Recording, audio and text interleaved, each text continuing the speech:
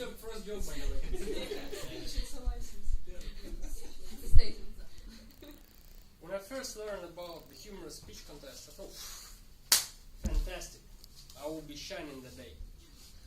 But then I started remembering things. Like, for example, a stand-up show which Larissa Zorina, some friendly Toastmasters, and I visited some time ago. I performed there. And when we were leaving, Larissa told me, Denis, I liked your speech. It wasn't funny, but I liked it. That was not the harshest feedback I received on my sense of humor. After one of my stand-up performances, I asked an experienced stand-up comedian, what do you think of my performance? He told me, well, stop doing stand-up. You don't have sense of humor. Went home, asked my wife, honey, am I funny?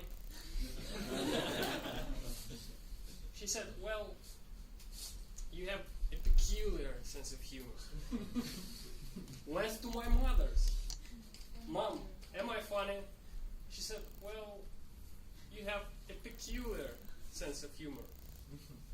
Went to my younger brother. Bro, am I funny? Didn't answer me anything. Went.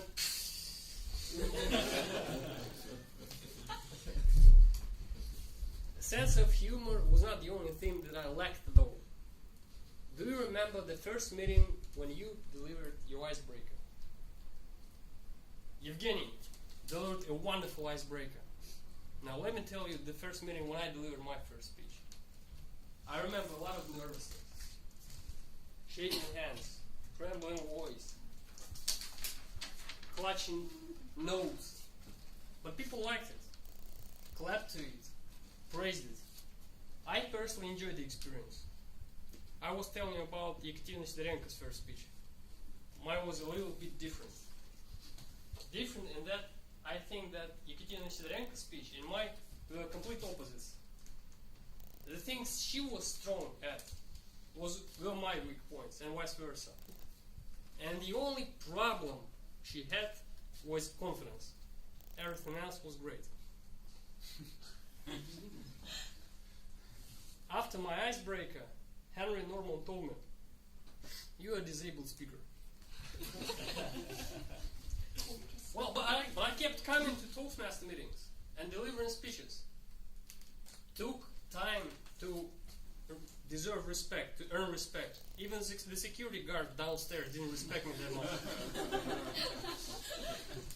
I remember coming to the university, approaching the security guard and telling me, "Well, could you please let me in? I need to go to the 4th floor, a Toastmaster club meeting." He looked, he stared at me for a long 5 seconds.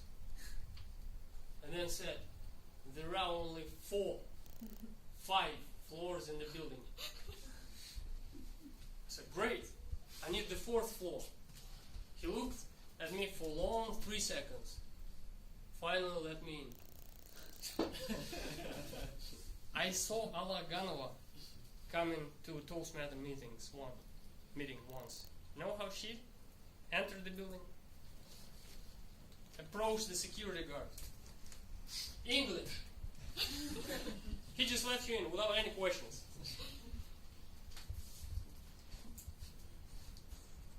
Right. There was something funny about you. Well, but I kept coming to meetings and delivering speeches, and I became good enough for members of Moscow Free Speakers to elect me as their president one day. Margarita Rindina approached me after that and told me, "Denis, please, don't destroy Moscow Free Speakers." Nowadays, Larissa Zorina thinks that some of my jokes are funny. The guy who told me I didn't have sense of humor told me that I wasn't that bad, and he even was ready to help me with writing some of my jokes. Henry Norman doesn't think I am a complete idiot, which I'm enormously proud of. Right, the security guard doesn't care about anyone nowadays. And Margarita Rindina told me that I was not not a bad president after all. The moral of the story is, if you like something, do it, even if people don't think you can be good at it. The yesterday's critics may be the today's admirers.